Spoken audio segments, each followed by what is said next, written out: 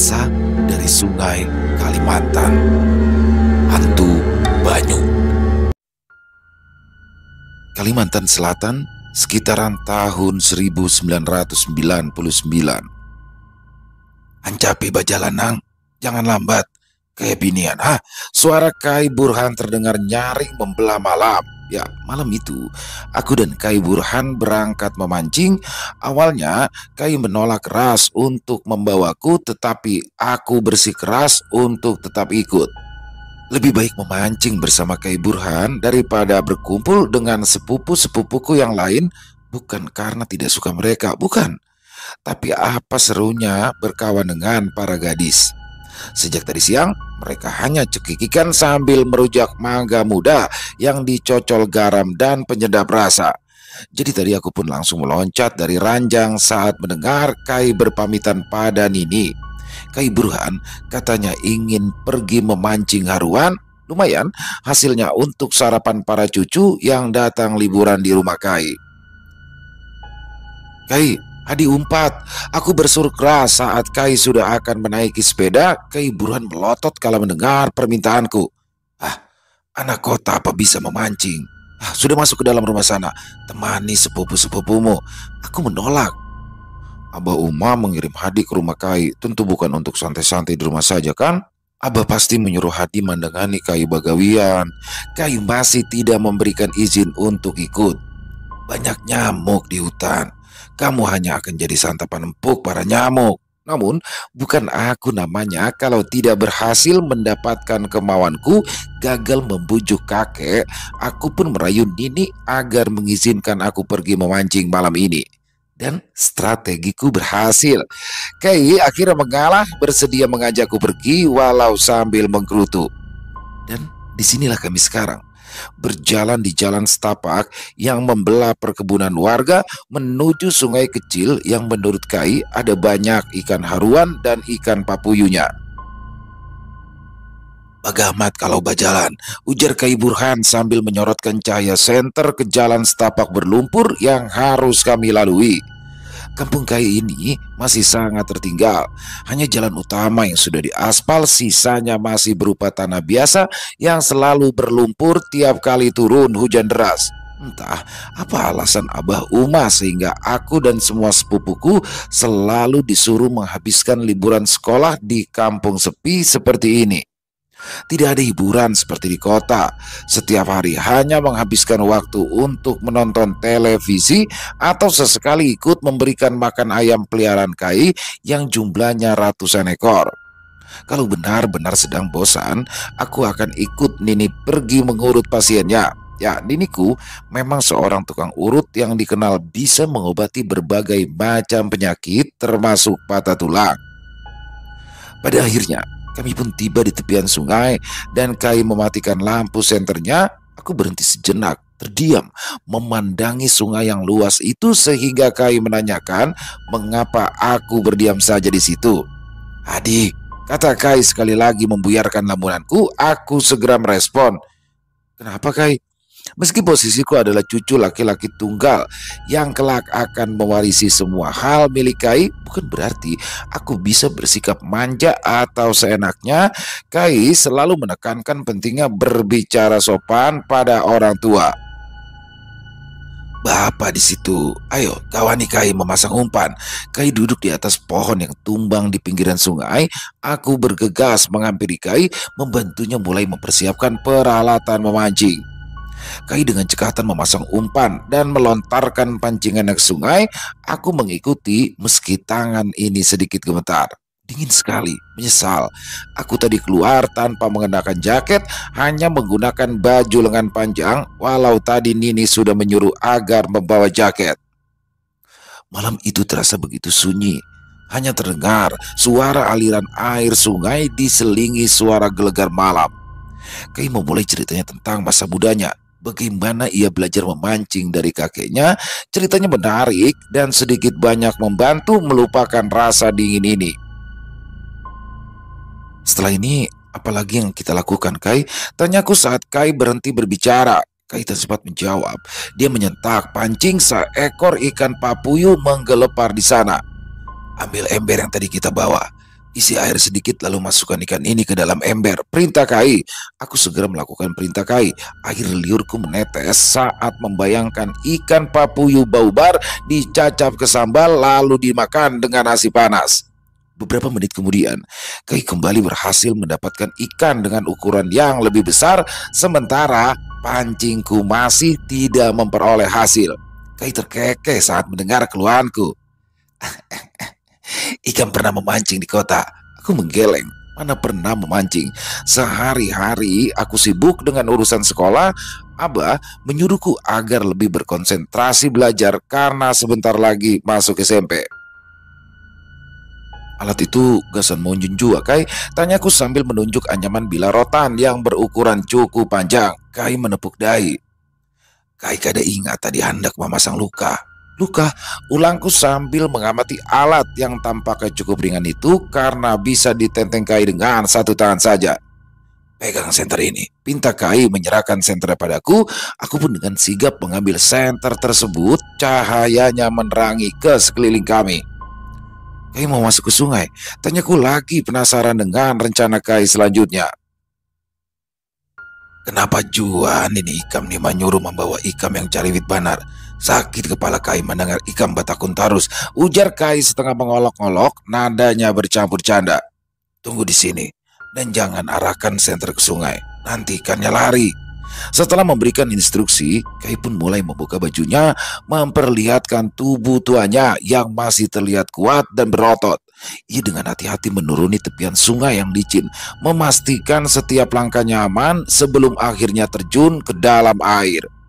Aku berdiri di tepian sungai, memegangi senter dengan erat. Malam yang sunyi hanya diiringi suara aliran sungai dan desiran angin yang melewati pepohonan.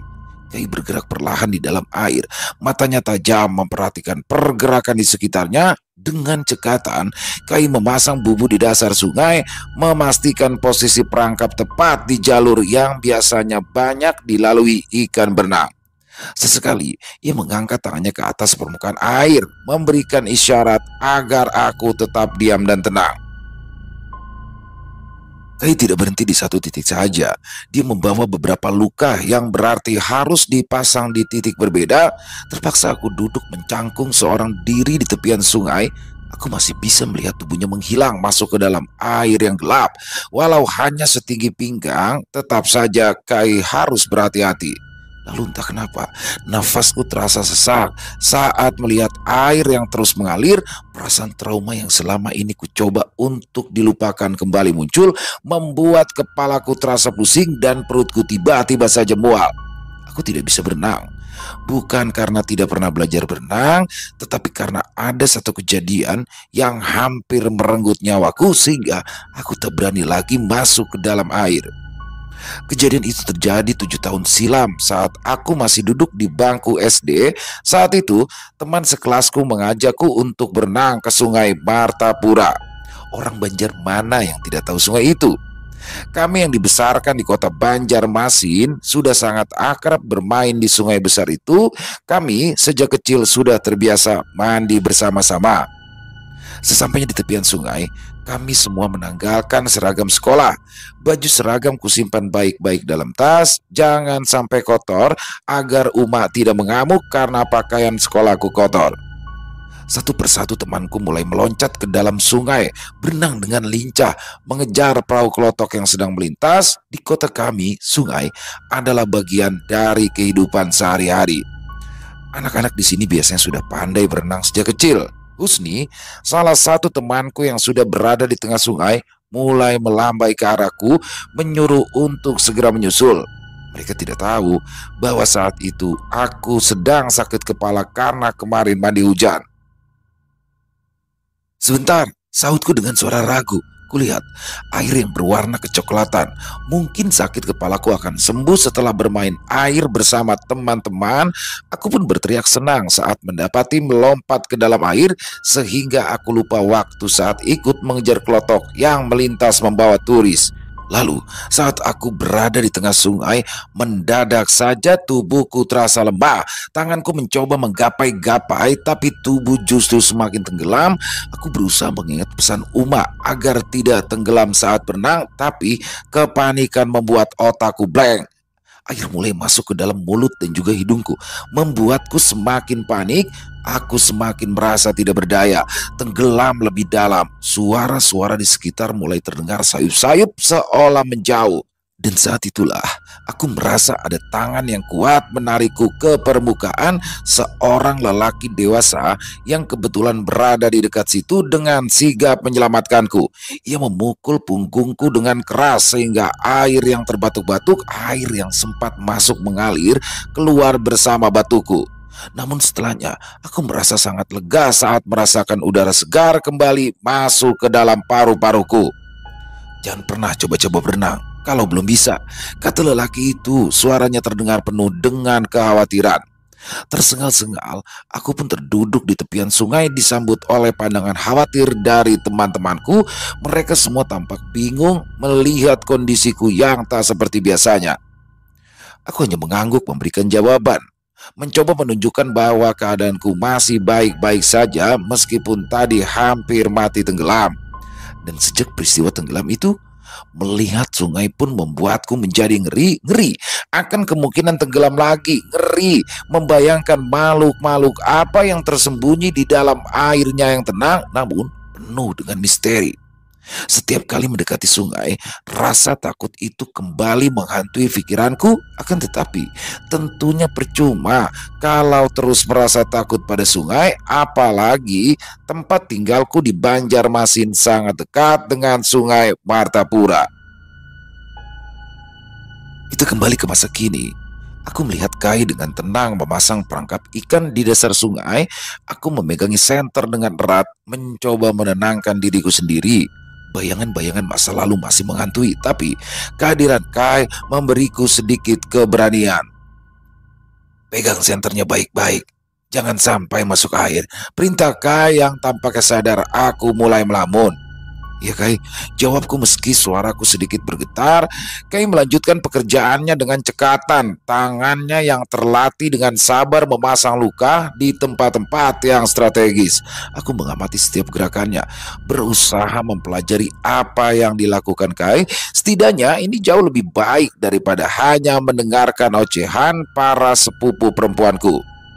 Suara benda timbul dari dalam sungai mengejutkanku sehingga lamunanku terpecah. "Kai," panggilku. Tidak ada jawaban. Aku di sini mulai merasa cemas. Suara tersebut membuat perasaanku tak tenang. Aku ingin mengarahkan senter ke sungai, tetapi teringat akan pesan dari Kai. Jadi terpaksa mengurungkan niatanku meski rasa khawatir semakin menguat. Cahaya bulan purnama malam ini memang cukup terang, tetapi cahaya senter yang bisa difokuskan ke satu titik tentunya sangat membantu untuk melihat lebih jelas. Aku berusaha tetap tenang, mengandalkan cahaya bulan untuk melihat sekitar. Hanya saja rasa takut dan khawatir terus menghantui. Tak lama berselang, terdengar kembali suara dari dalam sungai. Kali ini terdengar seperti permukaan air yang ditepuk beberapa kali. "Kai," panggilku lagi. Namun masih tetap tak ada jawaban dari orang yang kukira membuat suara tersebut. Jantungku mulai berdebar kencang. Tanpa sadar, aku mulai merasa panik. Pada akhirnya, rasa penasaran membuatku tak tahan lagi untuk mengarahkan senter ke sungai. "Maafkan ulun Kai, kalau ikannya kabur," gumamku dalam hati. Cahaya senter kusorotkan ke arah sumber suara di permukaan sungai, berharap bisa menemukan sesuatu yang bisa menenangkan hatiku. Namun tak ada apapun yang terlihat saat aku menyorotkan cahaya senter ke permukaan sungai. Air tampak tenang, tak menunjukkan tanda-tanda kehidupan selain riak kecil yang biasa terjadi di sungai. Mungkinkah tadi itu ikan yang berukuran besar? Tapi di mana Kai? Aku belum pernah memasang perangkap untuk menangkap ikan, tapi aku yakin tidak akan memakan waktu selama ini. Rasa cemasku semakin menguat. Aku terus menyorotkan senter ke berbagai arah, mencoba menemukan jejak Kai. Aku mulai berpikir yang terburuk. Bayangan bahwa Kai tenggelam atau tersangkut sesuatu di dasar sungai mulai menghantui pikiran. Kai, pian di mana? Bisiku penuh dengan ketakutan. Suara itu kembali terdengar, tapi kali ini lebih dekat dengan tempatku duduk menanti kedatangan Kai. Kai, jangan bagaya, teriakku memanggil dengan suara keras. Bulu kuduku meremang saat menyadari mungkin hanya aku satu-satunya manusia yang ada di sana. Suasana di sekitaran begitu lenggang, seakan hanya ada aku yang ada di sini sendirian di tengah hutan dan tepian sungai yang begitu gelap. Hadi takutan, Kai. Teriakku lagi. Kali ini suaraku mulai terdengar putus asa. Aku mengarahkan cahaya senter dari satu titik ke titik lain dengan cemas, berharap bisa menemukan Kai. Tapi usahaku sia-sia. Bayangan yang terlihat hanya pantulan cahaya di permukaan air dan kegelapan hutan di sekelilingnya. Pikiran untuk menceburkan diri ke dalam sungai tempat Kai masuk tadi mulai muncul di benakku. Tetapi nyaliku ciut. Bahkan hanya untuk sekedar mendekat ke tepian sungai saja sudah membuat kepalaku terasa berputar-putar. Bayangan trauma tenggelam kembali menguasai pikiranku. Kai Burhan, panggilku yang sudah hampir histeris. Apa yang harus aku lakukan? Tak ada siapapun di sini yang bisa kumintai pertolongan.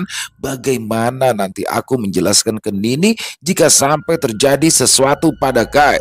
Ketakutan dan kekhawatiran bercampur aduk dalam benakku. Di sini, di sini. Tiba-tiba ada suara teriakan memanggilku tepat di tengah sungai. Aku segera menyorotkan cahaya senter ke arah sumber suara itu. Kai, ucapku dengan sumringah saat melihat wajah Kai yang ternyata sudah berada di tengah sungai. Namun kegembiraanku segera berubah menjadi kekhawatiran saat mendengar teriakannya. Tolong Kai, di. Kaki Kai kram. Seperti terhipnotis, aku yang tak bisa berenang dan takut dengan air sungai. Tanpa berpikir panjang, aku langsung membuka baju dan melompat sejauh yang ku bisa saat menceburkan diri ke sungai. Air dingin langsung menyergap tubuhku. Kepanikan mulai melanda, namun aku terus berusaha berenang ke arah Kai meskipun gerakanku serampangan dan penuh dengan ketakutan. Hadi, di teriak Kai membuatku semakin panik. Anehnya, panggilan tersebut tidak berasal dari arah tengah sungai. Kali ini dari arah yang berbeda, lebih jauh ke arah tepian sungai. Aku terheran-heran mendapati Kai masih berada di tempat aku menunggu sebelumnya. Lalu, siapa yang memanggilku di tengah sungai? Ada apa denganmu, Di? Ayo, cepat naik, teriak Kai dengan nada cemas. Kenapa kamu ikut bercebur ke dalam sungai, ha? Kai, ucapku gelagapan dengan perasaan tak percaya. Bersamaan dengan itu, kepalaku mendadak terasa berat saat mencoba mengambang. Panik mulai menguasai diriku sehingga berusaha untuk terus mengapung. Bersamaan dengan itu, kepalaku mendadak terasa berat saat mencoba mengambang. Panik mulai menguasai diriku sehingga berusaha untuk terus mengapung. Dan saat kepalaku muncul di permukaan, sudut mata kiriku menangkap sosok Kai yang berada di tengah sungai tadi. Sekilas ia terlihat sedang tertawa. Lalu perlahan-lahan wajahnya berubah, tak lagi menyerupai Kai. Makhluk apa itu? Batinku ngeri saat melihat wajah aslinya yang pucat dengan kedua bola mata sebesar telur ayam berwarna merah. Tak ada selai rambut pun di kepalanya. Wajah itu menatapku dengan dingin seolah menyimpan dendam yang belum tuntas. Arus sungai pun mulai menarik tubuhku perlahan-lahan, membuatku tenggelam lebih dalam. Apa mungkin seharusnya dulu aku memang ditakdirkan untuk mati di sungai? Pikirku dengan perasaan ngeri. Mungkinkah sungai ini menagih hutang yang belum terbayar? Aku mencoba menggapai udara, namun tubuhku semakin tenggelam karena sudah kehilangan tenaga. Kupejamkan mata, pasrah dengan keadaan. Namun sesaat kemudian aku merasakan ada tangan yang kuat menarikku ke atas. Kai, ucapku dengan susah payah. Ikam, Ikam kada bisa bakunyung kah? Tanya Kai di sela nafasnya yang tersengal-sengal saat berusaha membawaku agar tidak semakin terseret arus. Maaf Kai, ucapku lantas menangis. Seluruh tubuhku gemetar hebat. Sementara Kai merangkulkan tanganku ke pundaknya lalu mulai berenang menuju ke tepian sungai. Betis ulun Kai, isaku panik. Kaki menoleh, wajahnya tampak kebingungan. Hah? Kenapa? Ada tangan yang memegangi kaki kiri ulun. Ucapku terbata-bata mencoba menjelaskan ketakutanku. Kai mengerutkan kening, matanya memancarkan rasa cemas. Tangan? Tadi ada orang mirip Kai di sana. Jelasku dengan gemetar sambil menunjuk ke arah makhluk yang ternyata masih berada di tempat tersebut. Tangannya menarik betis ulun. Astagfirullah, ucap Kai beristighfar setelah ia menoleh ke arah yang kutunjuk. Sepertinya Kai baru menyadari kehadiran makhluk tersebut. Tangan kirinya memang bisa memanjang. Ya, awalnya tangan dingin itu hanya menggenggam kakiku, tapi kemudian cengkramannya semakin kuat, kukunya yang tajam terasa menembus ke dalam betis kakiku. Rasa sakit menjalar hebat, membuatku sampai meneteskan air mata. Kai terus berusaha berenang ke tepian sekuat tenaga, tetapi tarikan tangan di kakiku lebih kuat. Kami seakan berenang mundur, menjauh dari tepian dan semakin mendekati makhluk tersebut. Sakit, teriakku saat kuku-kuku itu semakin dalam menembus kulit. Rasa nyeri semakin tak tertahankan, membuat air mata mengalir semakin deras di wajahku. Kai pun berhenti berenang, kemudian melihat ke sekitaran dengan panik. Ia berusaha mencari sesuatu yang bisa digunakan untuk menyelamatkan kami. Pandangannya tertuju pada batang pohon pisang yang hanyut di dekatnya. Pegang Rati, katanya sambil meraih batang pohon pisang tersebut. Dengan satu tangan memegang batang pohon dan tangan lainnya merangkul Kai, berusaha menarik kami ke tepian. Jadikan pelampung, ucap Kai lantas mengeluarkan pisau kecil yang sebelumnya ia gunakan untuk memotong tali rafia pengikat bubu. Ia kemudian menyelam. Setelah aku berpegangan pada batang pohon pisang yang ia berikan, aku sendiri tahu apa yang sedang Kai lakukan di bawah sana, tetapi terasa beberapa kali hentakan di kakiku membuat tangan makhluk tersebut mencengkram semakin kuat. Rasa sakit semakin terasa, seolah kuku-kukunya menembus lebih dalam ke kulitku. Namun tak lama kemudian terdengar suara jerit kesakitan yang mengerikan dari makhluk tersebut. Cengkramannya tiba-tiba terlepas begitu saja. Tak lama kemudian, Kai pun kembali ke permukaan air dan terus berenang menuju tepian dengan sekuat tenaga, menggendongku di punggungnya. Aku berusaha sekuat tenaga untuk tidak meronta, meskipun rasa sakit di kakiku semakin parah. Dengan susah payah, kami akhirnya mencapai tepian.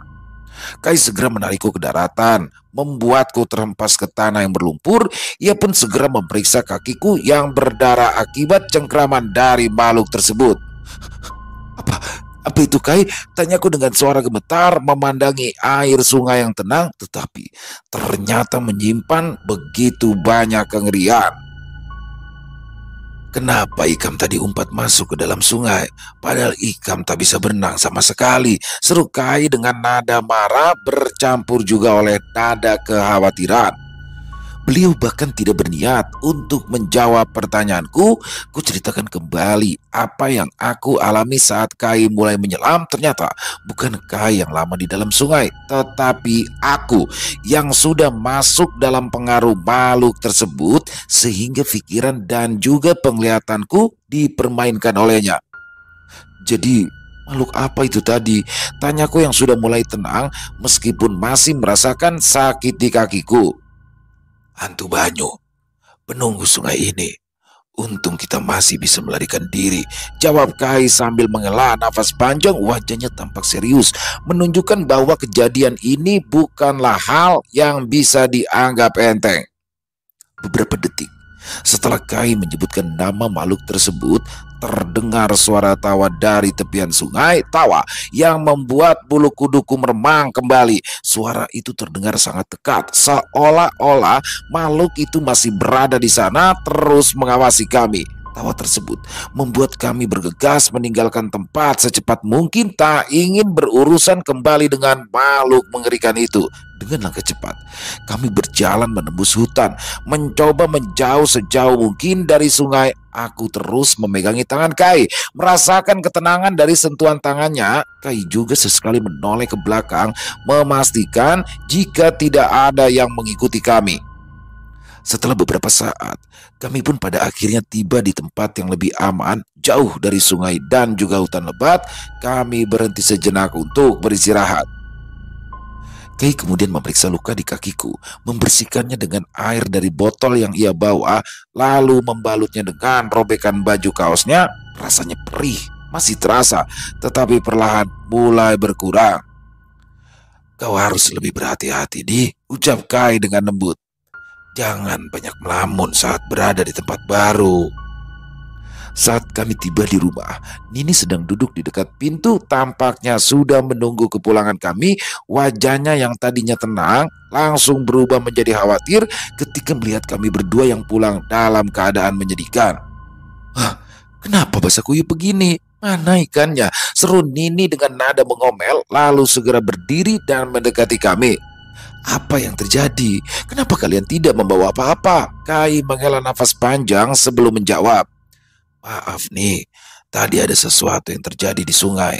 Adi ini hampir tenggelam." Nini terperanjat, matanya membesar penuh kekhawatiran. "Hah, hampir tenggelam? Astagfirullah, bagaimana bisa? Apa yang terjadi? Kenapa Kai lalai menjaga cucu laki-laki satu-satunya?" Aku memotong pembicaraan mereka, suaraku gemetar. Tadi itu ada hantu banyu di sungai ini. Makhluk itu menarikku ke dalam air. Untung Kai bisa menyelamatkanku." Nini segera memelukku erat-erat, air matanya mulai mengalir di pipi. "Ya Allah, syukur kau selamat. Jangan pernah pergi ke sungai lagi ya, apalagi kalau berdua Kai." Wajah Kai berubah kala mendengar ucapan Nini yang jelas-jelas menyalahkannya. "Kalau aku tidak ada tadi, cucu kesayanganmu itu sudah jadi mangsa dari hantu banyu." Nini menggigit bibirnya, wajahnya pucat. "Hantu banyu?" "Hantu banyu," jawab Kai menegaskan. Nini memandang ke arahku, matanya penuh kekhawatiran. "Syukur kau selamat, Nak. Jangan pernah pergi ke sana lagi. Bahaya." Aku mengangguk, masih merasakan trauma yang menyelimuti pikiranku.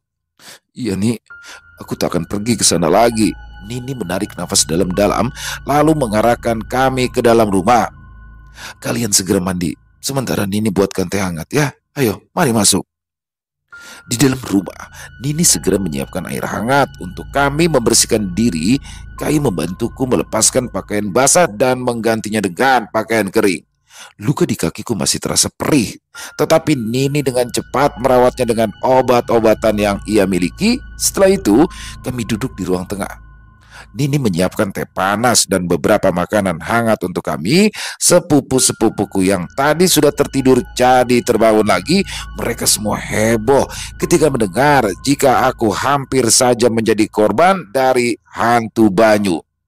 Berbagai pertanyaan mereka lemparkan tanpa ada henti-hentinya. "Ikam kada bisa berenang?" tuding sepupuku yang tertua. Bagaimana ikam ini? Tinggal di dekat sungai, tapi kada bisa berenang. Biar bisa berenang sekalipun, tetap saja sulit meloloskan diri dari makhluk itu. Tukas Nini sambil membelai rambutku lembut. "Tapi kan Kai tadi yang berhasil menolong Hadi," ujar sepupuku yang lain. Nini melirik ke arah Kai yang sedang menikmati pisang rebus. Nini berkata, "Itu karena Kai kalian punya ajian yang tidak dimiliki orang lain." Kami semua tercengang mendengarnya. Mata kami semua terarah pada Kai yang sudah ompong dan rambutnya tinggal sedikit itu. Kai sama sekali tidak terlihat seperti orang-orang yang memiliki ilmu kebatinan. Penampilan Kai sama saja seperti kakek-kakek lain yang sudah lanjut usia. "Apa kalian lupa?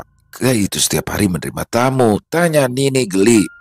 Para tamu-tamu itu rela datang dari jauh, khusus untuk menemui kalian, untuk minta diobati. Kami semua terdiam, ya, setiap hari memang ada saja tamu yang datang ke rumah kami, dan sebagian besar datang dengan wajah kusut, tetapi pulang dengan wajah sumringah. Nini bisa mengurut juga karena diajari Kai. Ibu Nini, Kai, ajari kami Kai. Sepupuku mendekati Kai, membujuknya agar menurunkan ilmu yang dimilikinya. Kai tersenyum, lalu melirik ke arahku sekilas. Ajian ini tidak bisa diajarkan pada sembarang orang. Hanya orang tertentu yang sudah terpilih. Sepupuku mengeluh kecewa, sementara aku masih menatap Kai dengan tatapan penasaran. Aku ingin tahu siapakah kelak cucu yang mewarisi semua kemampuan Kai itu. Keesokan harinya, meskipun masih merasakan sedikit nyeri di kakiku, aku tetap mengikuti Nini seperti biasa. Karena Kai gagal mendapatkan ikan, Nini terpaksa pergi ke warung untuk membelikan sarapan. Warung yang kami tuju sudah dipenuhi oleh banyak orang kampung. Nasi kuning buatan warung itu memang terkenal enak sehingga banyak sekali orang yang datang untuk membeli. Namun, hari ini sepertinya bukan itu saja yang menarik perhatian mereka. Para warga yang ada di warung mengelilingi Suanang Amat, masih terhitung kerabat Kai. Kenapa, Mat? Nini keheranan karena hari ini Suanang Amat tampak populer. Nih, siapa Suanang Amat sambil mencium tangan Nini? Ini ada kabar kurang bagus. Kabar apa? Nini mengerutkan keningnya karena merasa ketinggalan kabar di kampung. Yang tahu Mang Jubair yang dikabarkan menghilang. Suanang Amat mulai menceritakan tentang Amang Jubair yang dikabarkan menghilang beberapa hari yang lalu.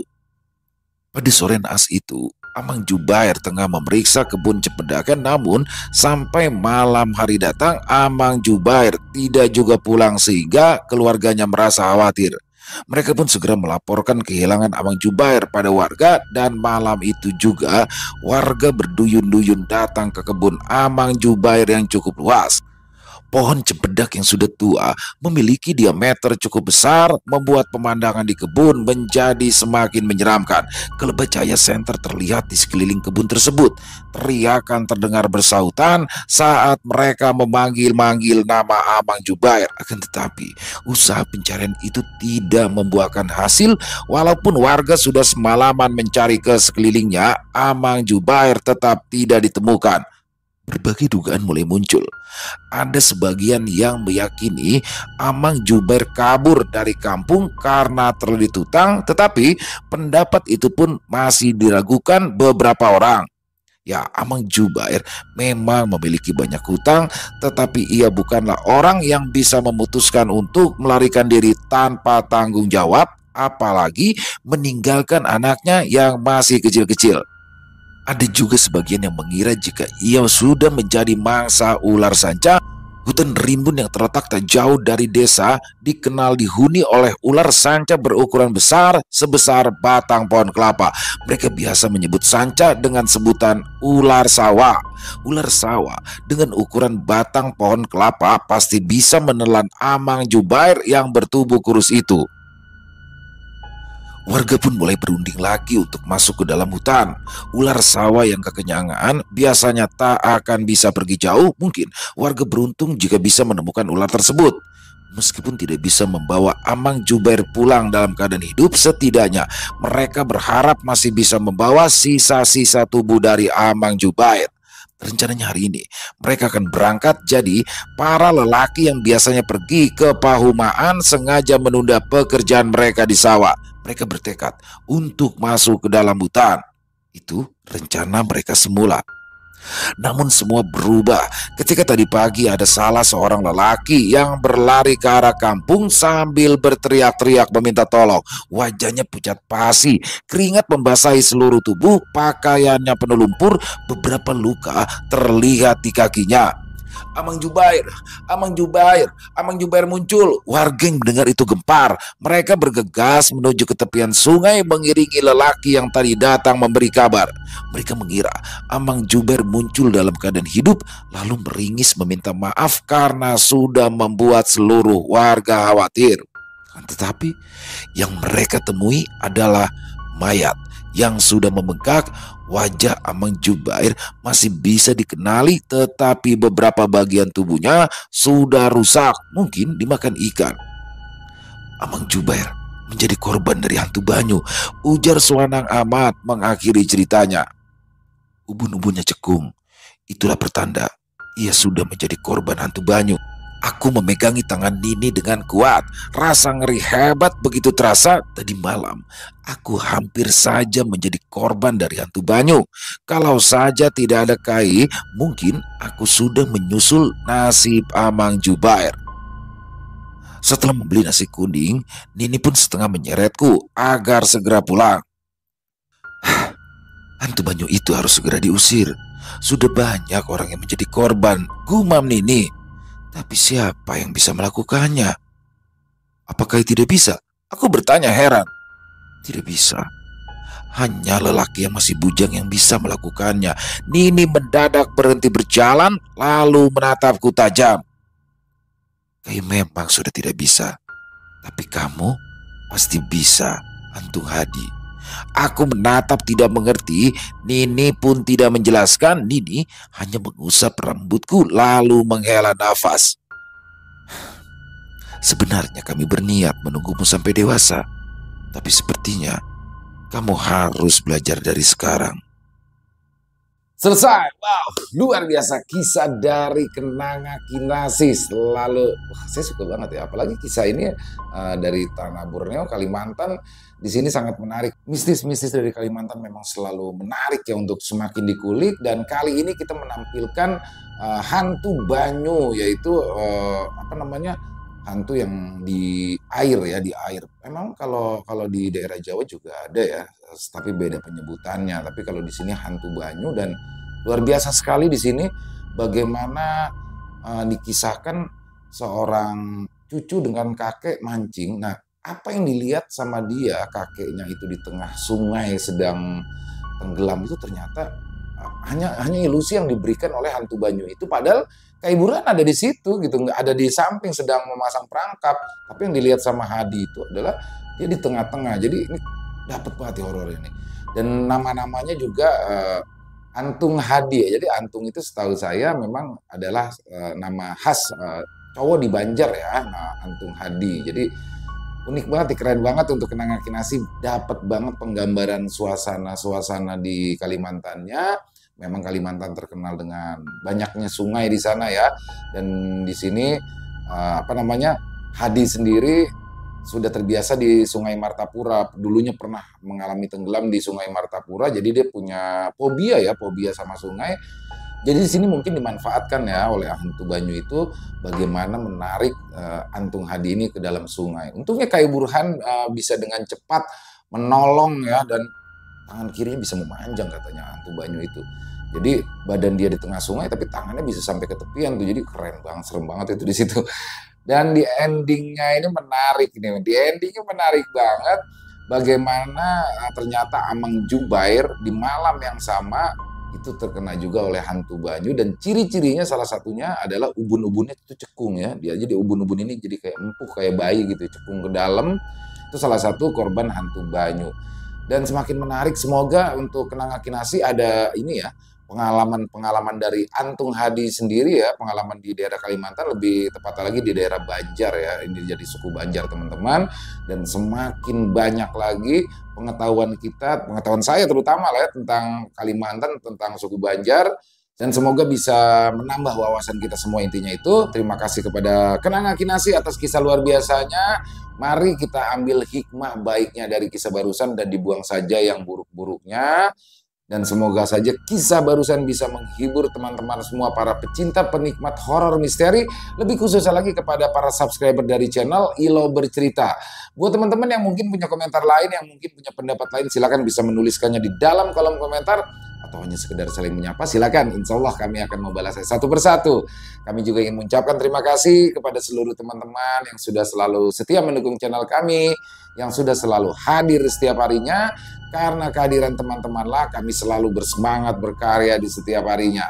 Dan buat teman-teman mungkin yang suka dengan video barusan, yuk diklik dong tombol like-nya, tombol jempolnya. Dan buat yang belum subscribe, jangan lupa diklik tombol merah subscribe-nya, lonceng notifikasinya juga dong teman-teman, diklik juga.